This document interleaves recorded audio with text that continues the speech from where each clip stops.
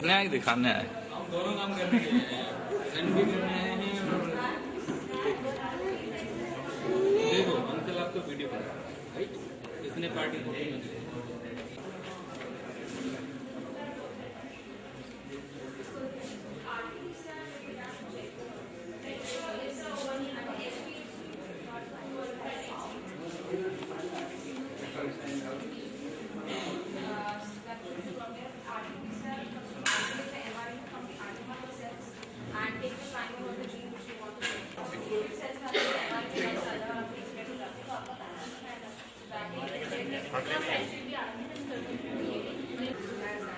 On other countries, like HCL cell, you are using different cell lines. Yes. Where did you get it from?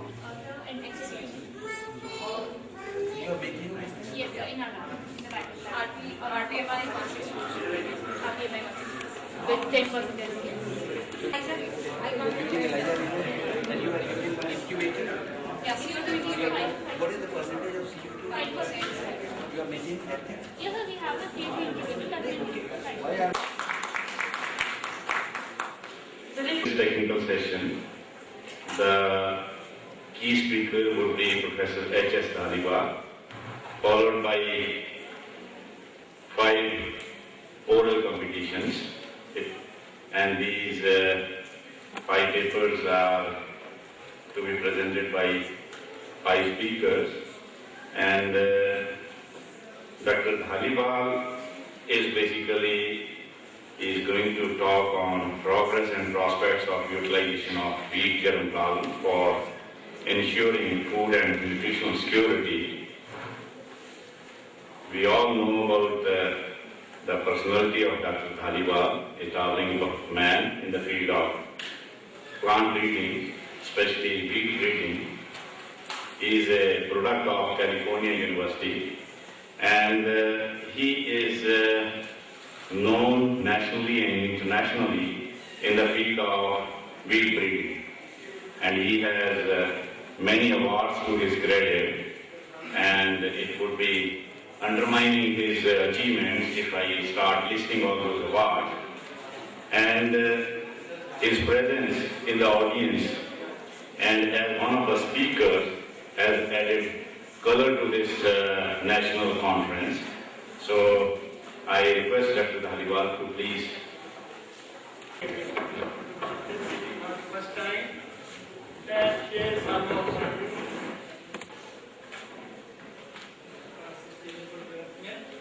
So I will take what germplasm enhancement is something what we call pre-breeding. We have lot of genetic resources which are not in good development background. Someone has to do this paperwork to get this useful variability transferred to some of the leaf line. From there, the breeders could take over for their routine work. Otherwise, breeders are unable to do this type of work. They can afford to go back several thousands of years back in their breeding efforts. I've been working on weight, and I will just try to highlight some of the key problems. So for any crop, rice, legumes, soybean, and low resistance in wheat germplasm. Low level of tolerance against some of the abiotic processes. We have seed storage protein breeding. It started with investigation of various crop plots in the spectrum center of region around the world. For every crop, almost simultaneously 10 to 12,000 years ago. Wheat was domesticated in these countries in the fertile crescent environment, Lebanon, Israel, Syria, Iraq, that was area. Of course, then mass selection, hybridization, when the principal genetics were discovered. Heterosis breeding, largely a cross-pollinated crop, on the right side line. Nucleotide breeding, when we made the plants more advanced in wheat, that started green revolution in Western countries. Wide enhancement, molecular breeding. Now with the development of so many molecular markers, sequencing data, and others, we could that would enhance the efficiency of conventional breeding program, and at the end, of course, beginning, when nothing else works, then you go in for certain genes from across the living kingdom. There is no barrier. You could go to any gene from any organism and then just deliver it to another organism. This is what you do. The main change is from domesticated to breeding. Look forward there are then I put the reading on. That's what we have in divine germ plasm. And that's what ultimately you get born to large seed, setting to non-setting, hard setting, deep setting, go on, and then very low yield and very high yield, that's what we want. We partition the biomass into more grain rather than more to vegetative phase. And then of course, green evolution in late 60s, early 70s, we introduced the vast varieties of wheat and rice from Simit and Iri, and that's what considered green evolution. And of course, at the cost of so many other things, and now very common. Just to give you a picture, we have three flight level of wheat. We have diploid wheat, we have tetraploid, we have hexaploid. So this is the hexaploid wheat, which is typical maximum, which is good for bread and chapati making. This is the one which is good for spaghetti pasta making. So the hexaploid wheat originated in two steps of hybridization. And chromosomal first of these two species. This is the one which I discovered during my PhD in the California Riverside from a large leaf collection. Okay, so this is how it happened probably 7 million years ago, this step occurred. But this step is tetraploid wheat cross with another cross, goat cross, and then we got hexaploid. That happened as a cultivation 10 to 12,000 years ago. What happened? During these mode of evolution, very little genetic variability which was existing in the whole germplasm of these wild relatives that got incorporated, and immediately these polyploid species that got reproductively isolated from their parents. Of course, there has been some natural reproduction as well. If we go to the wild relatives again, go to the wild stand again, collect germplasm, screen it for the problems of the crops and look for its variability. So this is what the germplasm enhancement. You could overcome yield barriers, broaden genetic base, improve tolerance to biotic stress and abiotic as well as nutrition. And I will just try to, give time per se, I have to really quickly go through. So these are, of course, the different species. This is the typical monocotyl, very interesting.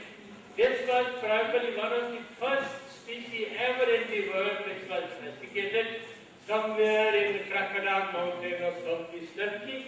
Then, of course, we had tetraploids to start with, their genome, their other synonyms. This is our hexaploid wheat. These are other tetraploid wheat cultivated to only very little extent. It's got acacia. Of course, there we have several relatives, almost about 10 different genera, 70 different species, which are classable with wheat, and we could stand if we have the right technology to consistent variability. I'm just having to these are just related genus Angilas, several species with different genomes. Some of them they are also involved, like cell guiding is the genome donor, and B is the sparrow that the genome donor to hexaploid wheat, some polyploid and hexaploid Angilas. So this is how these species look like. They are just grasses, and they have shackling spikes, they have grain which is very tightly enclosed in their glue. You have to probably use nails or something else to cut the seed out. Hardly any seed, but they are very useful. That's the way our ancestors they domesticated. I'm sure all of you must have done wheat field at one or the other stage of your life. Just look at single, very lean in the head, very few seeds, but spikes. So because, as I am telling you that it took 10 to 12,000 years when they started domestication, so we have improved these plant types to the best of our ability, advantage, and if we go breeder starts it, that means going 6,000 years back, so breeder do not do it. So this is, we have all that collection with us, which I have been collecting personally or acquiring it from various sources, and we are storing it at Lahore Spiti in Kerala.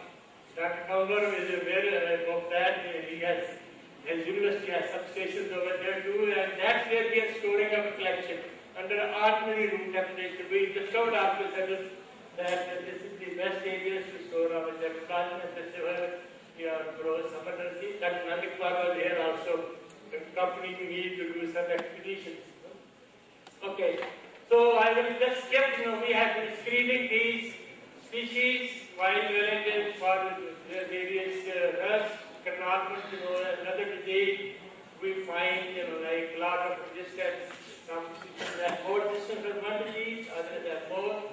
Again, a little bit more technical work, collecting with, like screening material against various peptide bases of people statement.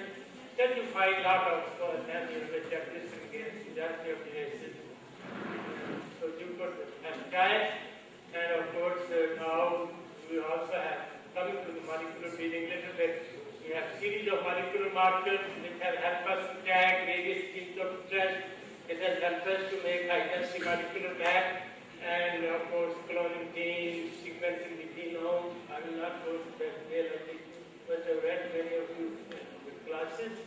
So, and this is how, like just two groups, group 5, high-density molecular map of each has, 21 flat chromosomes, so you could see 21 has a map of the DNA.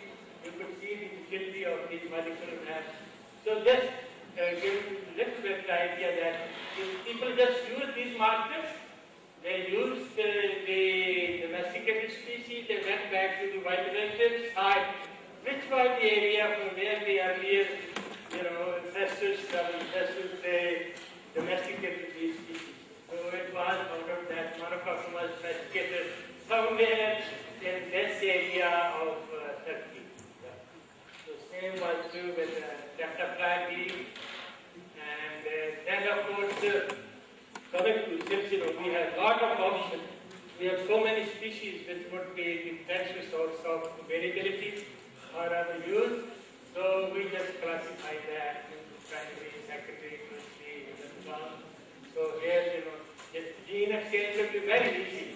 Here we have one genome which acts as a buffer, and second genome we could manipulate. Then third, you have to use very, very special techniques to transfer any variability. I'll give you some examples. So again, depending on where are you located, what type of infrastructure you have, what type of expertise you have, you could start from cultivated tetraploid all the way. You could see here even barley can be crossed with wheat, and even maize can be crossed with wheat, of course for some other purposes. So it's up to you, like what you would like to do, what type of sources you have, and where you would like to set it. And of course, the typical germplasm enhancement involves synchronization of flower, anti-rescue in some cases, chromosome elimination takes place with wheat. And then of course, it's not the end, that you have to characterize those derivatives through C-banding, load substitution characterization, and other molecular markers that is to. Then you have to do background profiling as well. So idea is, one useful variability from the wild relative would have thousands of undesirable genes around. You have to get rid of them all, because otherwise such a gene will not even be like my native what to talk of the farmers. Then of course we have some other options of growth for the gene. So processes direct crossing of some of the wild relatives, we have done it, like tetraploid species, you could cross it, of course, back cross, next, and then ultimately get rid of the biscuit back. This was what happened. We started it 15 years ago, and it was transferring back then at the PAU and technology. Took it long, and then we worked to interact with, I don't know how many labs at the international level. So this is one of the Oveta species. It is highly resistant to these diseases. We crossed it ultimately, we ended up with one.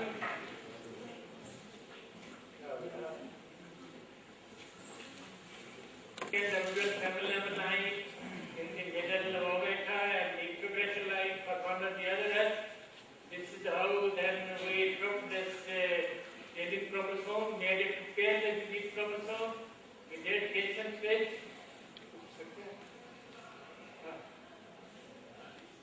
The middle one, it had the distance to go to that, and then of course we did this molecular analysis, some markers, and this is the part which has both the gene and we should do other genes which are desirable.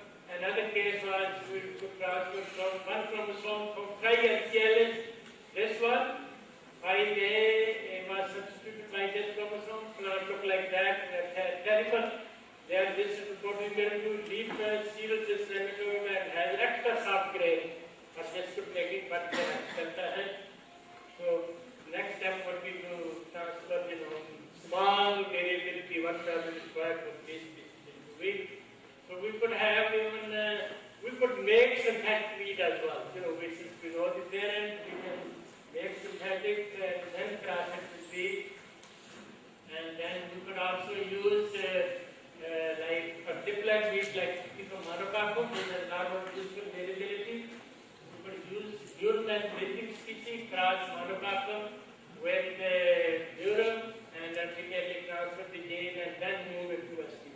So we have several processes open to us. We have done this work, we have transferred Yarodus from diploid weed to diploid weed. And then, of course, I'll just skip that part. And I'd just like to give you somebody that what we did, the donor species, resident species, the gene transfer, and what is the clinical status. So, every such transfer is what millions of dollars, It could just take mankind, whatever the theme of this conference is, that we like to have sustainable development, and these are the genes. You don't really have to have fungicides to control these diseases. We have excellent system which could be used. I'll just give you one example. Almost 80% of Indian wheat, cotton wheat, they have this one transfer. One RS, one BM is cereal, and other, you could say, rice being grown in Europe. So, again, coming back to biofortification, this is what I took up there at Turkey. I thought I should not do any wheat breeding. There at IIT, I should rather do support this work. So, we have very little iron and zinc in cultivators. Wheat and Europe, we found the biodiversity, different species you see now, like this is from there. And they have 2 to 3 times higher grain and zinc. This is how we put up Kochia. This is how the species looks like. Very good. And we did cross this wheat, this Kochia, hybrid fructiceride, and we also made synthetic, this is but we took the hybrid, we made a lot of process to cover the useful variability and at the same time get rid of the undesirable state. And this is how the extent of work we have to do. And of course, we have to follow it psychologically, molecular genetics as well. You see, most of the chromosomes here are 23 by 9. That means 21 B, 2 chromosome extra. So this is almost 21 of B, 2 chromosome extra of the alien. So you could see, And we find that those derivatives that had 2 to 3 times higher iron and zinc in wheat background, they had one chromosome 2S from Kochia was that has replaced 2A of wheat. Say another derivation had replaced chromosome 7U of 7A of wheat with 7U. Molecular markers as well. And these are, the derivatives that do what chromosome, how much iron and zinc they had over and above the wheat background we already have. Of course, long ago, someone did transfer to another trade called great protein content from one of the wild Streptococcus. Initially it was just great protein, but they did find it out that such material also has high iron and zinc as well. This is the preferred for enhancing protein content as well as micronutrient content. The protein content you see, and well, that has different strategy. It's through conservation through RNA technique. And we did non-here, you also talked about some useful genes from the white relatives. This is Europe, missing this. We have now derivative with the extra protein band, which of course gives mathematical quality and high protein content over here and and coming to another section, since I did talk about radial BC, do we have some time? Yes. Okay. Okay. So now